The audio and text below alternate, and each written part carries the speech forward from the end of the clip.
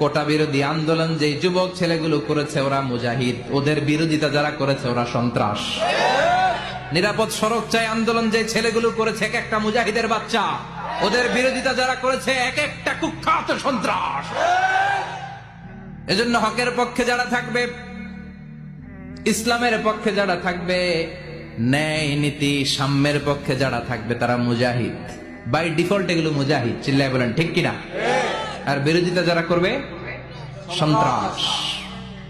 যুবকরা হচ্ছে শক্তির আধার, তাদের মধ্যে আছে প্রাণ ঢালা উচ্ছ্বাস, তাদের রক্ত গরম, তারা চাইলে অনেক কিছু করতে পারে, পারে না? কোটা বিরোধী আন্দোলন করতে পারে, তারা নিরাপদ সড়ক চাই আন্দোলন করতে পারে, তারা দুর্নীতিমুক্ত বাংলাদেশ গড়ার প্রত্যয় নিতে পারে, চিল্লায় বলেন ঠিক কিনা? এজন্য যুবকরা যদি জাগে ভালো থাকবে বাংলাদেশ। যুবকরা যদি ইসলামের পক্ষে কাজ করে বাংলাদেশটার রহমত আর বরকত দিয়ে সমৃদ্ধ করে দিবে কে? আল্লাহ। এজন্য যুবক ভাইয়েরা যারা আছে, তোমাদের এই সময়টা অনেক দামি সময়, তোমরা আগামী দিনের সম্ভাবনা।